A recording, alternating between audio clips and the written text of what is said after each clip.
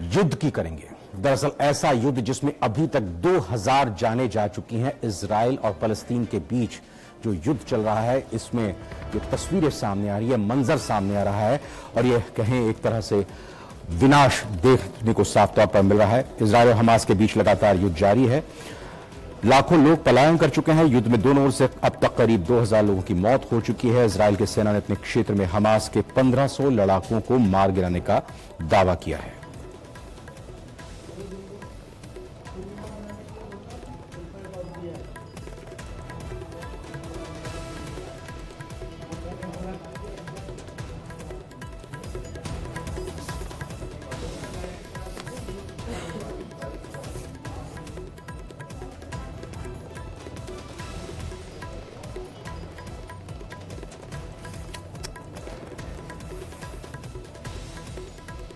और ये दो तस्वीरें आपके सामने हैं। एक तस्वीर आप देख सकते हैं, गाजा पट्टी में बिजली नहीं है और वहां का आसमान जगमगा उठा। जिस तरह से वहां पर हमला किया गया और इजराइल से अटैक को अंजाम दिया जाता है। तड़के भी इजराइल 100 से ज्यादा स्ट्राइक को अंजाम दिया गया। वहीं दूसरी तस्वीर दिन की है जब कैमरे में धुआं उठता हुआ रिकॉर्ड किया गया। इजराइल गाजा पर इतने बम गिरा रहा है कि गाजा का आसमान धुएं से ढका हुआ दिखाई देता है। एक तरफ इजराइल हमले कर रहा है और दूसरी ओर हमास धमकी दे रहा है कि जैसे जैसे हमले होंगे वो बंधकों को मारता जाएगा।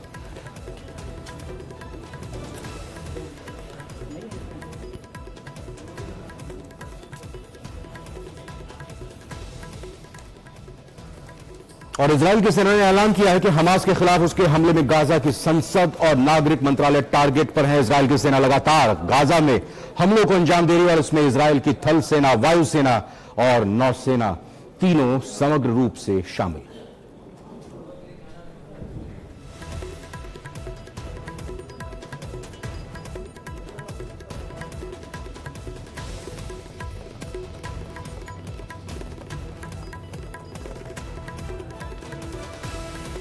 तो इन तस्वीरों के जरिए आप देख सकते हैं किस तरह दिन की बात हो या रात की बात हो, हमलों में कोई कमी नहीं आ रही है। दोनों ही तरफ से जबरदस्त अटैक किया जा रहा है, हमले किए जा रहे हैं और इसमें नुकसान, जान और माल दोनों का बड़ा नुकसान देखने में सामने आ रहा है।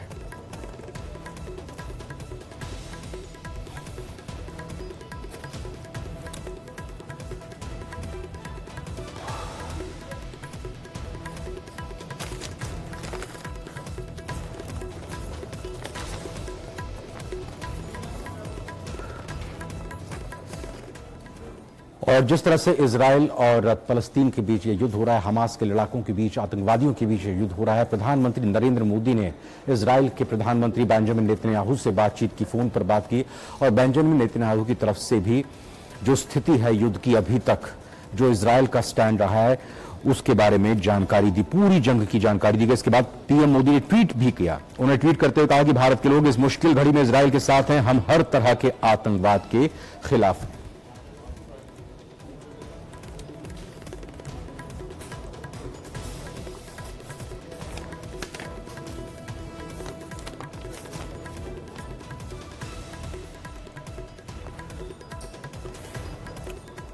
और अभी तक जो भारत का रुख रहा है, प्रधानमंत्री नरेंद्र मोदी की तरफ से लगातार समर्थन की बात इजराइल को की जा रही है। उसको लेकर अब इजराइल ने थैंक यू बोला है, धन्यवाद दिया है। न सिर्फ प्रधानमंत्री नरेंद्र मोदी का बल्कि भारत की जनता का भी उन्होंने धन्यवाद किया। इजराइल संदेश आए, हम याद रखेंगे कि हमारे साथ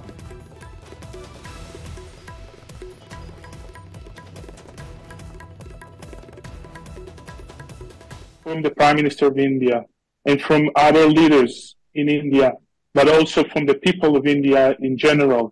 We got thousands of messages of support from people in India, and we appreciate it, especially in this terrible time. It makes it heartwarming to see how the society in India stands with Israel on our difficult times and difficult days, and we will prevail, and we will remember exactly. We appreciate the support from the Prime Minister of India and from other leaders in India, but also from the people of India in general. We got thousands of messages of support from people in India, and we appreciate it, especially in this terrible time.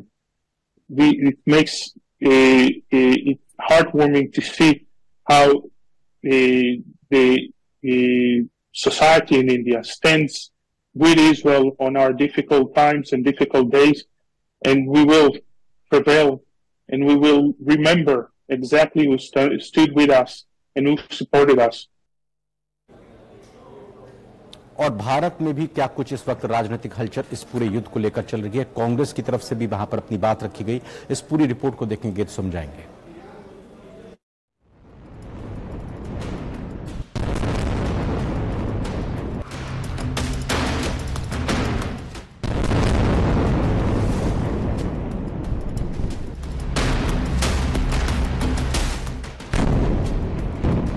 Israel और Hamas के बीच छिड़ी जंग का सियासी रंग हिंदुस्तान की राजनीति में तेजी से बदल रहा है। जो कांग्रेस इससे पहले इजराइल पर हमास के हमले की निंदा कर रही थी, अब वही कांग्रेस आतंकी संगठन हमास के समर्थन में आ चुकी है। और ये तब हुआ जब इस जंग में धर्म का रंग सियासी दलों को दिखने लगा। कांग्रेस कार्य समिति में एक प्रस्ताव पारित हुआ। इस प्रस्ताव में फिलिस्तीनियों की जमीन, स्वशासन और आत्मसम्मान के साथ जीवन के अधिकारों का समर्थन किया गया। प्रस्ताव में CWC ने तुरंत युद्ध विराम की अपील की और संघर्ष को जन्म देने वाले मुद्दों पर बातचीत का आह्वान किया। हालांकि इससे पहले जो कांग्रेस नेता के बोल थे वो बिल्कुल उलट, जिस पर बीजेपी ने निशाना भी साधा। देखिए, हमास ने जो प्रथम हमला किया है वो पूरी तरह एक आतंकवादी गतिविधि है। किसी को यह अधिकार नहीं है कि बलपूर्वक किसी के यहाँ घुस जाए और उसका हत्या कर दे। 400, 500 लोग मारे गए। पर वहीं इस समय आवश्यकता इस बात की है कि हर हाल में कोई भी बात वार्ता से तय हो सकती है, हिंसा से नहीं। लेकिन देश की नीति हम आतंकवाद के विरोध में बड़ी मजबूती और शक्ति से खड़े हुए हैं। यहाँ देश के साथ खड़े हुए दिखाई देना चाहिए। आज जिस प्रकार का वातावरण ये निर्मित करते हैं, इनके खून में ही ऐसा है। आपने देखा होगा, अभी राहुल गांधी जी यात्रा निकाल रहे थे तो कश्मीर में कहा था एक आतंकवादी से मेरी आंख से आंख मिली। आज तक गिरफ्तार नहीं कराया क्योंकि मित्र थे, दोस्त थे इनके। प्रधानमंत्री मोदी की विदेश नीति का लोहा दुनिया मान रही है और ऐसे में जब पीएम मोदी ने इजराइल का समर्थन किया तो कांग्रेस ने इससे उलट फिलिस्तीनियों को समर्थन दे दिया, जिस पर सियासी बयानबाजी भी खूब हो रही है। इन सब के इतर हमास से जारी जंग के बीच इजराइल के प्रधानमंत्री बेंजामिन नेतन्याहू ने भारत के प्रधानमंत्री नरेंद्र मोदी से फोन पर बातचीत की। प्रधानमंत्री मोदी ने ट्वीट कर इसकी जानकारी भी दी है। पीएम मोदी ने बताया कि नेतन्याहू ने मौजूदा हालात की जानकारी दी है। पीएम मोदी ने कहा, भारत आतंक की हर रूप में निंदा करता है। भारत इस समय इजराइल के साथ मजबूती से खड़ा है।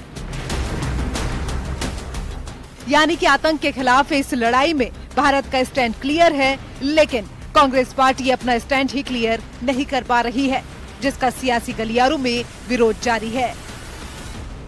सब लोग जानते हैं हमास के जो ये कृत्य हैं, जो घटनाएं हुई हैं पिछले समय इजराइल में, वो निश्चित रूप से हमारे सभ्य समाज के लिए कलंक है। जिस प्रकार से बच्चों के साथ, महिलाओं के साथ उनका व्यवहार रहा है, और हम लोग आतंकवाद का कभी समर्थन नहीं कर सकते। हमारी पार्टी इस तरह के कृत्यों के, आतंकवाद के हमेशा खिलाफ, और जैसा माननीय प्रधानमंत्री जी ने अपने संदेश में कहा भी है, और ये कांग्रेस का चरित्र रहा है। कांग्रेस हमेशा आतंकवादियों के साथ खड़ी रही है। इस पे जो देश के हित में हो, भारत का विचार विश्व स्तरीय, विश्व की शांति, विश्व की सुरक्षा के आधार पर होता है, और इसी आधार पर भारत निर्णय लेता है। खैर, एक तरफ इजराइल को भारत का समर्थन तो दूसरी तरफ फिलिस्तीन और आतंकी संगठन हमास को कांग्रेस का सपोर्ट अब विपक्ष के मन की खोट बयां करने के लिए काफी है, क्योंकि सामने 2024 का चुनाव है। इसीलिए अब विदेश नीति पर भी तनाव है। Bureau report, news 18। News 18 prime में फिलहाल एक छोटे से ब्रेक का वक्त हुआ, लौट कर आते हैं और खबरों के साथ। आपका सम्मान और गौरव बढ़ाया। आज प्रधानमंत्री नरेंद्र मोदी ने उनको संबोधित किया, उनसे मुलाकात की। ये मुलाकात दिल्ली के मेजर ध्यानचंद स्टेडियम में हुई और इस दौरान इन तमाम खिलाड़ियों से बात करते हुए प्रधानमंत्री मोदी ने कहा कि अब आपकी यह भी जिम्मेदारी है कि रास्ता भटक चुके युवाओं को नशे के रास्ते पर जाने से रोकें। आपने देश का सिर गर्व से ऊंचा किया है। कार्यक्रम में एशियन गेम्स के लिए भारतीय एथलीट, कोच, भारतीय ओलंपिक संघ के अधिकारी, नेशनल स्पोर्ट्स फेडरेशन के प्रतिनिधियों के साथ साथ खेल मंत्रालय के अधिकारी भी मौजूद थे। भारतीय दल में 655 खिलाड़ी थे। चीन में हुए गेम्स में भारत ने 107 मेडल जीते। इससे पहले सबसे ज्यादा मेडल भारत ने 2018 में एशियाड में जीते थे, तब हमारी मेडल टैली 70 की थी और अब 107 की।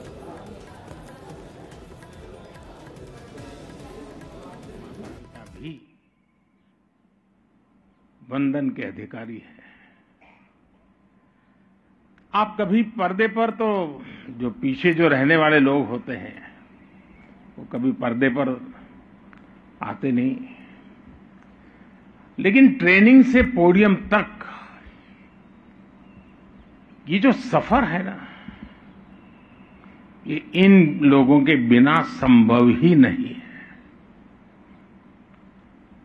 साथियों, आप सभी इतिहास रच करके आए हैं। इस एशियन गेम्स में जो आंकड़े हैं वो भारत की सफलता के साक्षी बन रहे हैं।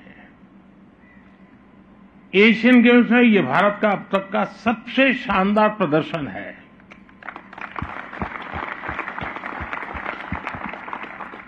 और व्यक्तिगत रूप से मुझे इस बात के लिए संतोष है कि हम सही दिशा में जा रहे हैं।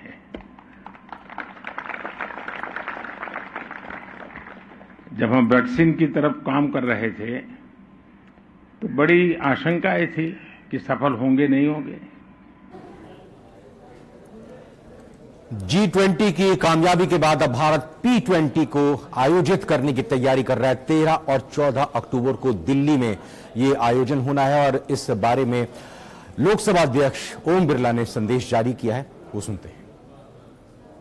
सम्मेलन में भाग ले रहे सभी G20 देशों के पीठासीन अधिकारीगण, आमंत्रित देशों के पीठासीन अधिकारीगण का मैं भारत की धरती पर हार्दिक स्वागत करता हूं, अभिनंदन करता हूं। G20 शिखर सम्मेलन की ऐतिहासिक सफलता के बाद भारत की संसद की अध्यक्षता में G20 देशों तथा आमंत्रित देशों की संसदों के अध्यक्षों का 9वां P20 सम्मेलन 13 एवं 14 अक्टूबर नई दिल्ली में आयोजित किया जा रहा है। P20 सम्मेलन में पधारे संसद के अध्यक्ष पर्यावरण पर, लोकतंत्र की शक्ति पर, SDG के लक्ष्यों पर, हरित ऊर्जा पर एवं महिला नेतृत्व विकास पर, महत्वपूर्ण वैश्विक मुद्दों पर सार्थक चर्चा करेंगे। सम्मेलन के माध्यम से वैश्विक चुनौतियों का समाधान हमारी संसदों से निकले। जिस प्रकार G20 सम्मेलन में संवेदनशील वैश्विक मुद्दों पर एक राय बनी, उसी प्रकार हम इस सम्मेलन को भी परिणाम मूलक बनाने का प्रयास करेंगे। मेरा विश्वास है कि हमारे इस सामूहिक चर्चा संवाद से एक समावेशी, समता मूलक एवं न्याय आधारित विश्व समाज की संकल्पना साकार होगी। और आइए फटाफट अंदाज में